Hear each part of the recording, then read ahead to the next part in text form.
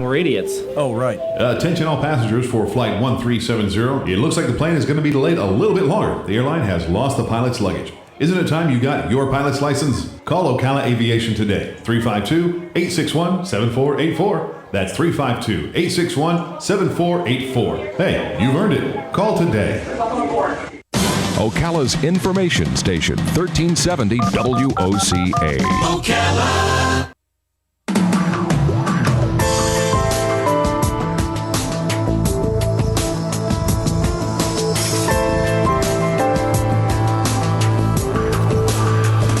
All right, 5 minutes after 11 o'clock. Thank you for tuning in. I am going to pay really close attention to our next guest because I don't know how much of this I want to tell you. There's the book right there.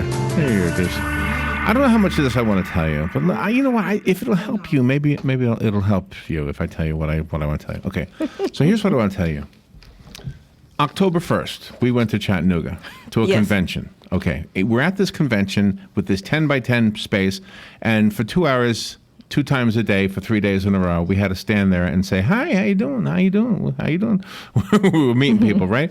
And Robin was able to handle it better than I was. I had a hard time just standing there. That's because I wear high heels.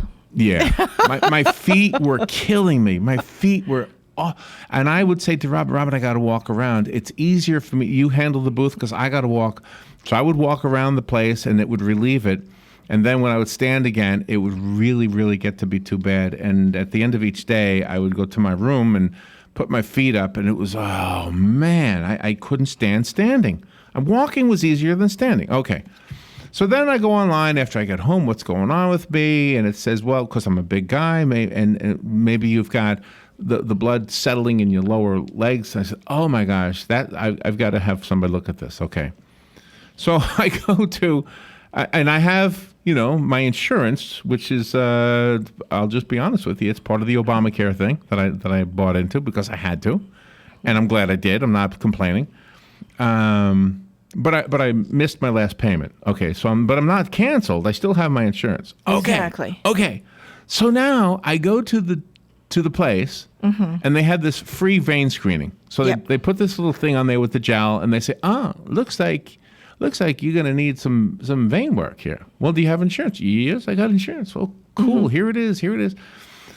Well, long story short, they come to me and they say, you know what? You didn't pay your last thing, and the insurance company is saying that if you don't pay it, they're going to cancel it, and then we're going to be stuck with the bill unless you can pay it out of your own pocket.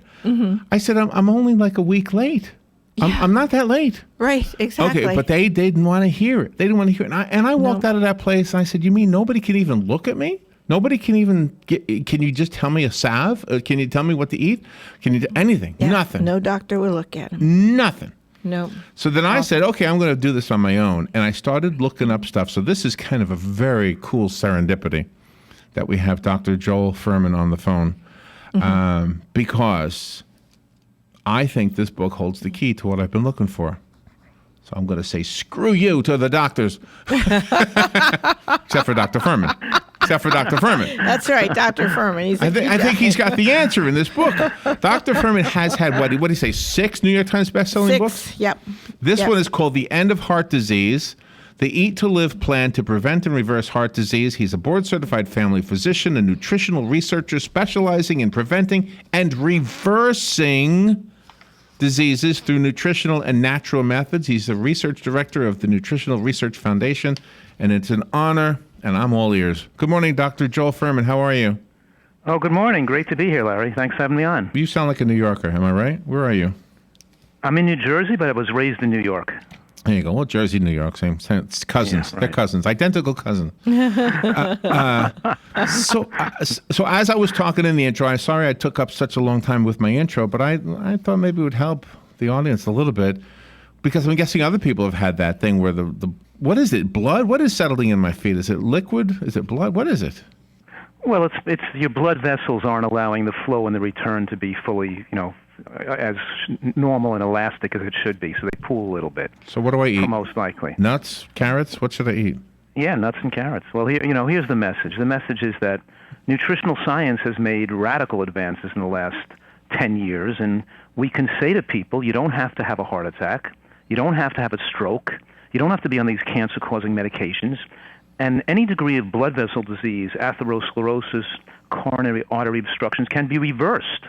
And you can restore blood flow. And yes, you can get better, but not only can you get better and enjoy your later years, enjoy your life better, but you don't have to live with fear you're going to drop dead of a heart attack at any minute because it's preventable, it's avoidable.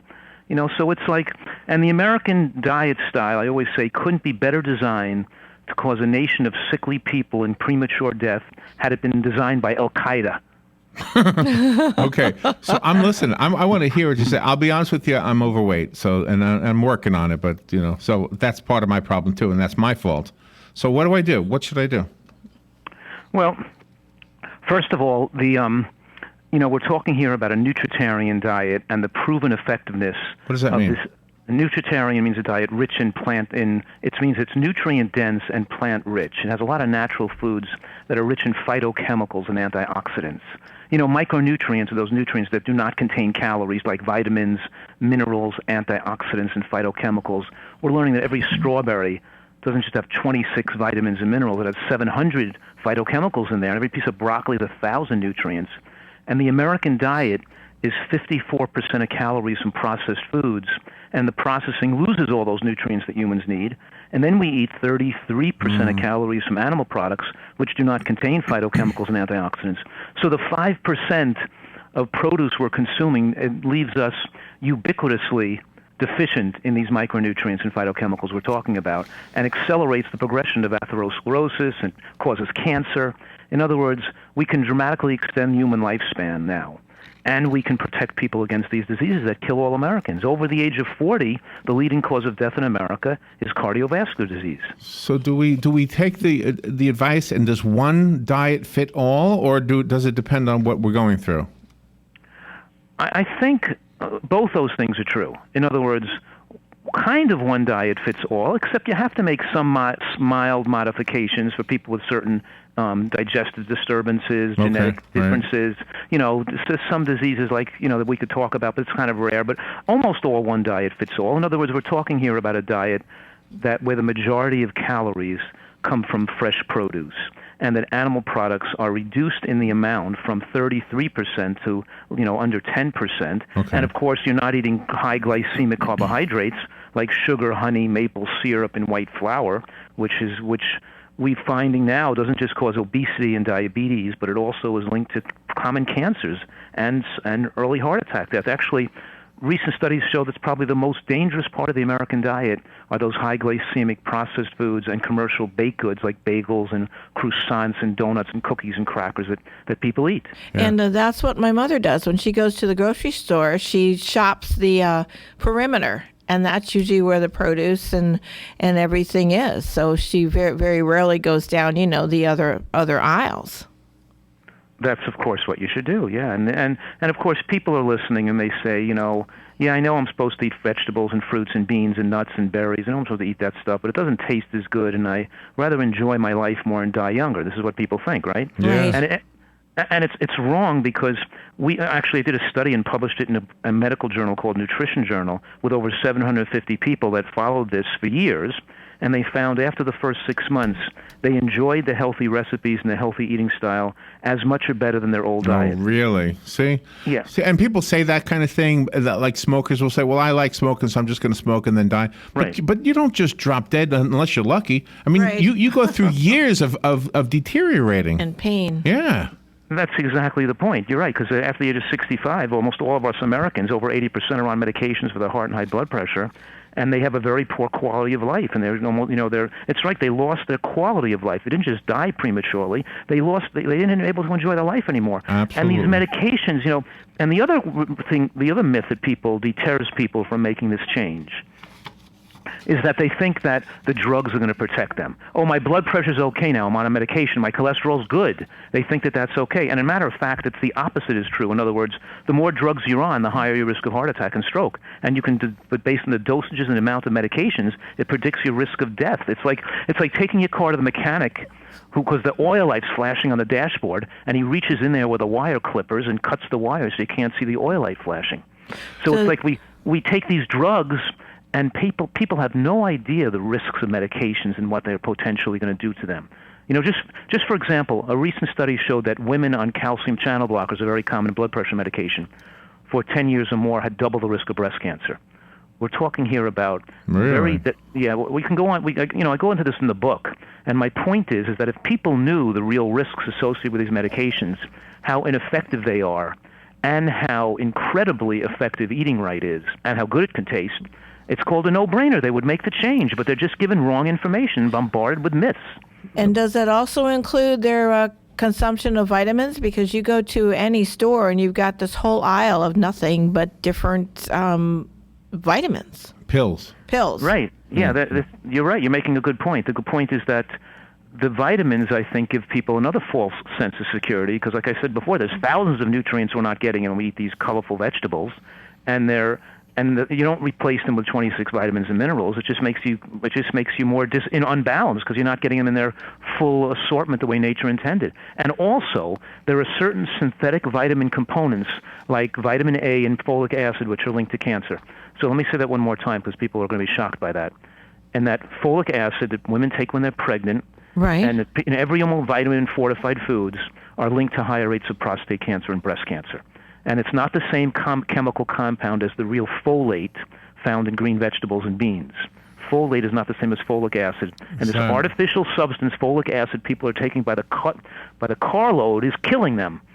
So in other words, we're told that we need more vitamin D. We'd be better off to get it naturally than to get it from a bottle. Yeah, of course we know sun exposure could be a problem, but vitamin D3 is available today. It's the same biological compound, so it's relatively safe to take vitamin D. It's not safe to take folic acid, vitamin A. Oh, I see. So some is good, some are good, some are no good. Yeah, some are no good because we got to study every individual nutrient and look at all the studies on the sides. We can't just look at the whole at a multivitamin. There's too many variables there. Okay, what are the bad ones? What are the good ones? I want to tell you a real quick story, and then I want to ask you a question. I had an opportunity to interview a guy who had a cure for Alzheimer's, and when I heard the cure, I said I'm not interviewing him. I went against the boss's wishes, at the risk of being told, okay, you don't work here anymore. And the reason I didn't want to talk to him is because I didn't believe him. He said he had a bath oil that could reverse Alzheimer's and cure people, and I just didn't believe him. And I'm guessing that you're not believing that either. And ultimately, I didn't do the interview. Somebody else did. And I don't want this audience to ever think that I'm endorsing somebody, because I've worked really hard to try to be really honest with the audience and transparent so that they know I'm not trying to sell them something that I don't believe in. Mm-hmm. Yeah, I don't think the bath oil. I think it's the powdered moon rocks that cure. No, but in your book, you talk a little bit about Alzheimer's.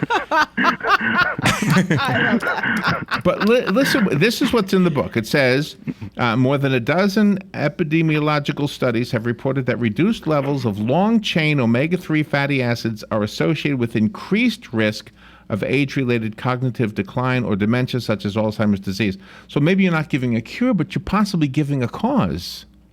Well, I want to say right now that it's not one thing. It's multifactorial. It's the same thing as heart disease. We know that Alzheimer's dementia is related to the same causes of coronary artery disease and atherosclerosis. So the point is, it's not one thing. It's the whole. That's why this whole plan is like it's high in nutrients, it's low glycemic, it doesn't promote too much hormones like IGF-1. It's hormonally favorable. It doesn't contain toxins. It's nutritionally complete. It has all the things you make sure you're not missing any nutrients humans need. In other words, we're talking here about.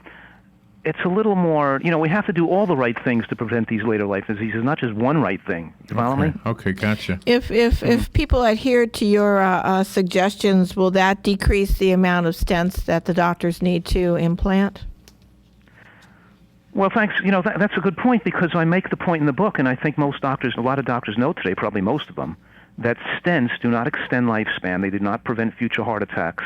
And they treat the area of the heart that's not the most vulnerable part of your heart that's going to cause a heart attack. And you know what? Once you have that stent put in there, you have to be on. It increases risk of having a clot because of inflammation where the stent ends. So you have to be on aspirin, Plavix, and clot-busting anti-clotting drugs the rest of your life, which increase your risk of hemorrhagic stroke and gastrointestinal bleed. So what they did is they actually increased your risk of having a medically induced death. And instead of that, if they had told the person with proper information that this is better treated with aggressive nutrition and moderate exercise, and change, and that you'd have better live longer, and you could reverse this and not result to the risk of stents. Except people aren't giving comprehensive informed consent, and that's why I'm on this mission. That's why I feel this book is so critically important for America, because they have to know this information to be able to make the right decision for themselves. The blood pressure medications are cancer causing. The stents cause strokes and don't make you live longer.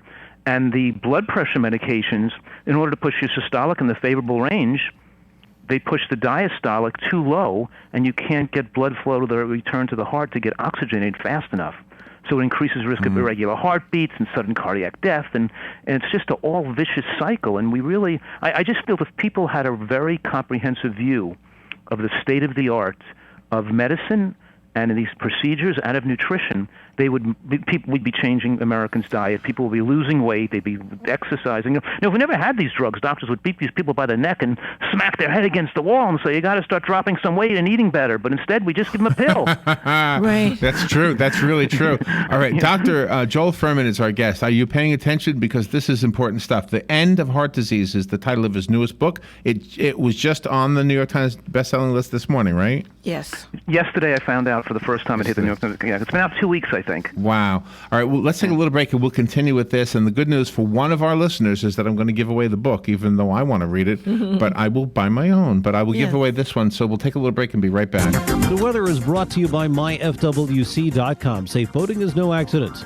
More clouds and sun Thursday with a couple of showers and thunderstorms around during the afternoon and evening hours, the high 81 to 85. And mostly cloudy later Thursday night, low 64 to 68. For Friday, variable cloudiness. There can be a couple of showers and strong thunderstorms around, the high 78 to 82. For Saturday, mostly cloudy with a couple of showers and a thunderstorm, high 76 to 80. From the Florida Weather Center, I'm Joe Lundberg. We all know the importance of good health, but we may not know the latest advances in medicine that are available to us. Monday at 9 a.m., Bern Paraiso will be our roving medical reporter to tell us about Seven Hill Gastroenterology PA and Dr. Reddy. We'll discuss screening, techniques, and more. So tune in and listen. This is more than news you can use. It's news that could save your life. That's Monday at 9:05 a.m. All right, 22 minutes after 11 o'clock. Thank you for tuning in. A short interview with an important message is always hard to pull off, and hopefully we've given you enough information so that you've turned up the volume and you're sitting carefully listening to what Dr. Joel Fuhrman is saying. The first thing I want to ask, Doctor, since obviously the interview won't cover everything, is what should I have for lunch? That's my most important question right now.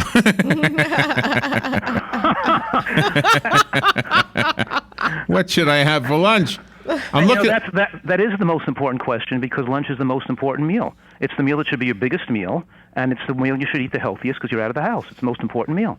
And you should now everybody listening should take a big card and a magic marker and write on the refrigerator and put it right up there now that says the salad is the main dish. The salad is the main dish, and put it on the refrigerator, and have a salad and a bowl of vegetable bean soup and a piece of fruit for lunch. If you do that, it will revolutionize healthcare in America.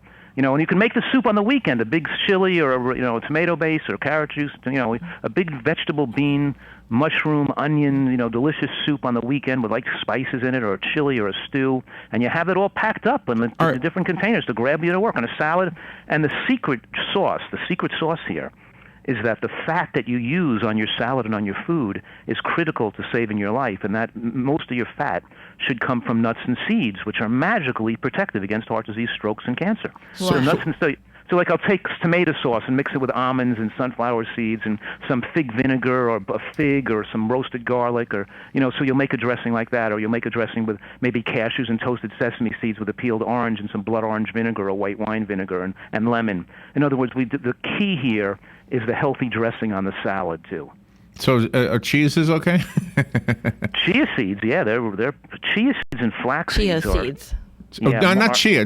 Cheese is cheese. Cheese. Like American cheese. No, not American cheese. American chia seeds. Oh, chia American seeds. Chia seeds. I'm kidding you. I'm teasing you. All right, so a grilled chia cheese sandwich. Okay. Exactly. Now you got it. You're such fun. You've got some recipes in here, and this is a very thick book. Let me tell the listeners, it is 400 400 something pages long, 420 something. I'll take the first caller, a third caller, whatever. Just call me. I'll pick one at random. And if you call 622-9622, you can have the book, The End of Heart Disease. It'll be waiting for you here at the. I hear the office line. Don't call that line. Call 622-9622. That's the number to call. You talk about fish consumption in your book. That it's not. You shouldn't eat a whole lot. That's right. I'm not saying people have to be completely vegan, but they have to restrict their animal products to lower amounts. And the lower amounts is fish, too, because too much fish could expose you to too many chemicals and, PCBs and things like that, especially commercially raised, commercially farmed fish. So we want to have smaller amounts, smaller quantities, not every, Americans are eating animal products at every meal. I'm not you said cheese or fish or chicken or whatever, so just, you got to cut back on it. And that's why we said make the lunch completely vegan. Make it just, salad, soup, and a piece of fruit. It really sounds good, too. Look at the screen, Robin. They got a lot of people wanting this book. I picked one at random, and you are the lucky person. Who's this? You got the book. Oh, my gosh. My name's Helen. I'm very excited. Thank you. Helen, do you know where we are? I do. Okay, we're in the Paddock Mall. Right. Just outside the food court, which has nothing I can eat anymore. That's right. Helen, you've got the book. It'll be waiting for you. I will come pick it up. Thank you for calling. Thank you. You're welcome. Yeah, that was that. The screen was lit up with callers. So it was great. Doctor, you've got a hit on your hands. That must feel good, doesn't it, to have a hit? It feels so rewarding to have a positive effect on people's lives. That's the most important thing. Okay, so if I went into the food court right now, let's see, they have Chinese food in there. They got pizza. They got sandwiches, like sub sandwiches. They got cupcakes. What else and do they chicken. have? They got Chick-fil-A. Baked potatoes and Chick-fil-A. Yeah. No Whole Foods Market or any salad? No. Oh, there's a cookie guy. There's a cookie guy too. There's a cookie guy. Okay, so and donuts. And pretzels. Okay. There's probably nothing in there. Well, where do you live, in Mississippi or something? Is that part of the United States? So I'm guessing if I go to the Chinese place, maybe they've got like stir-fried vegetables or something. That would be healthy, right? Yeah, it might be overly salted, probably. Oh, really? Now, what is your? That's opinion? why I'm saying lunch is the most important meal. Bring your salad from home. Make your soup on the weekend. You're exactly describing why lunch is the most important meal, because you can't often find the healthiest food, and you have tempted with people bringing donuts to work, and you want to bring that filling, healthy food, delicious food with you. I know. Good point. And people enjoy drinking wine, and we always hear about red wine, but what do you think about white or something like that? Well, it's kind of a myth. It's insignificant, effect on. It doesn't really protect you against heart disease. That's been just that. It's not protective. So we want people not to drink too much alcohol. Okay. Green tea is there any truth to the green tea talk? Is that good stuff or no? There is benefits to the polyphenols and ECGC in green tea. Yes, there's some benefit to green tea. That's true, especially with regard to cancer. Because I stopped. Ooh. I didn't stop coffee completely, but my habitual coffee drinking is done. I do it now. Like if I go to a restaurant, I'll have a cup of coffee. But my habitual drink now is green tea. Mm-hmm. That's great. Now we got to get you eating green vegetables too. You're right. I know you're right. I know you're right, Doctor. When a person reads your book, we don't feel like you're talking down to us. We feel like you're our friend and you're there with us every step of the way, and that's pretty hard to do. Thank you, and I want people to realize that this is fun. This is not a prison sentence. This food is delicious and great tasting desserts, and they're going to like this delicious chocolate cake made with cocoa and beets and carrots and zucchini and pineapple and banana. Better than their old one once they're taste that. They're going to really love it. I guarantee. You got to just have an open mind and try to taste these incredible recipes. So it's wonderful. Are any of the oils good? Like they'll say olive oil is better than vegetable oil. Are any of them good?